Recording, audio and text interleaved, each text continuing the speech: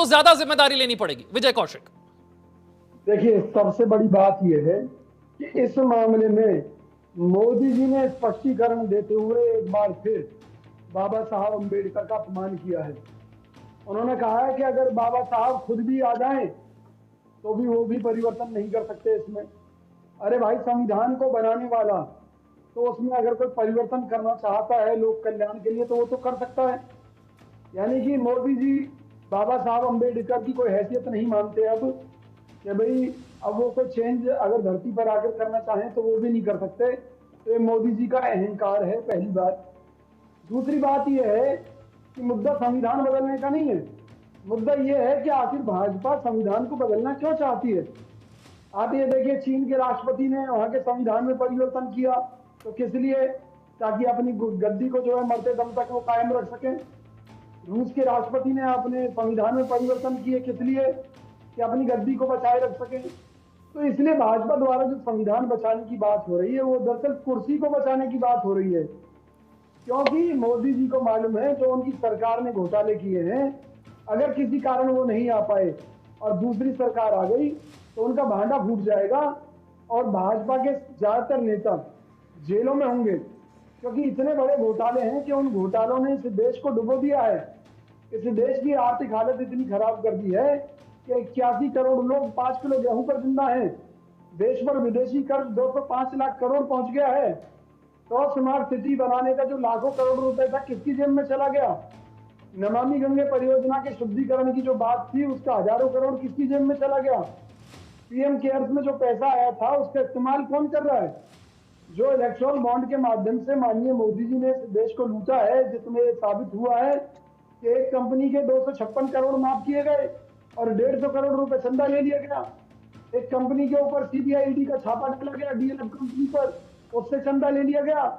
एक शराब कंपनी पर छापा मारा गया, उससे चंदा ले लिया गया। एक कंपनी को टनल बनाने का ठेका दिया, उससे चंदा ले लिया। ये तो इस देश में लूट चल रही है। ठीक है, मोदी जी संविधान बदलना चाहते ठीक हैं है। ताकि खुद अभी उन्होंने तो नहीं बताया कि वो क्या बदलने वाले हैं, लेकिन विजय कौशिक जी ने पूरी डिटेल बता दी कि क्या संविधान में बदलाव होने वाले हैं। छोड़ दो विजय कौशिक, वो कह रहे हैं जब प्रधानमंत्री ने कह दिया तो बाकियों को क्या सुनना। देखिए, यही तो असल जड़ है। आप कहीं भी इनका बैनर देखेंगे, बोर्ड देखेंगे तो लिखा हुआ होता है फिर एक बार मोदी सरकार। भाई, भाजपा की सरकार क्यों नहीं लिखते? क्योंकि भाजपा तो कोई है नहीं। ले देकर भाजपा में मोदी जी हैं जो अपनी दुकान भाजपा के नाम पर चला रहे हैं। आज किसी भी डिपार्टमेंट का कोई भी मंत्री हो, काम चाहे कोई भी करे, लेकिन झंडी दिखाएंगे मोदी जी। गेहूं में इन्होंने घोटाला कर दिया। पहले 5 किलो गेहूं राज्य की तरफ से मिलता था और फिर मोदी जी ने घोषणा की कोरोना काल में कि 5 किलो गेहूं हम भी देंगे प्रधानमंत्री की तरफ से। 10 किलो हो गया। अब जब सरकार पर बोझ बढ़ने लगा तो मोदी जी ने क्या खेल खेला कि राज्य वाला 5 किलो गेहूं बंद कर दिया, ताकि मोदी जी 5 किलो गेहूं की वाहवाही लगातार लूटते रहे। अरे भाई, उन्हें 10 किलो मिलता तो 10 किलो क्यों नहीं दे रहे? आज आपने ये ड्रामा क्यों रचा?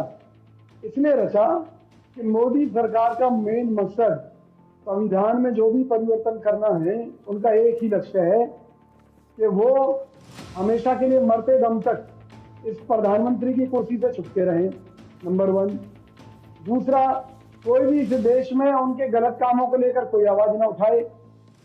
तीसरा, उन्होंने जो घोटाले किए हैं उनके बारे में कोई चर्चा ना करे, कोई मीडिया चर्चा ना कर सके।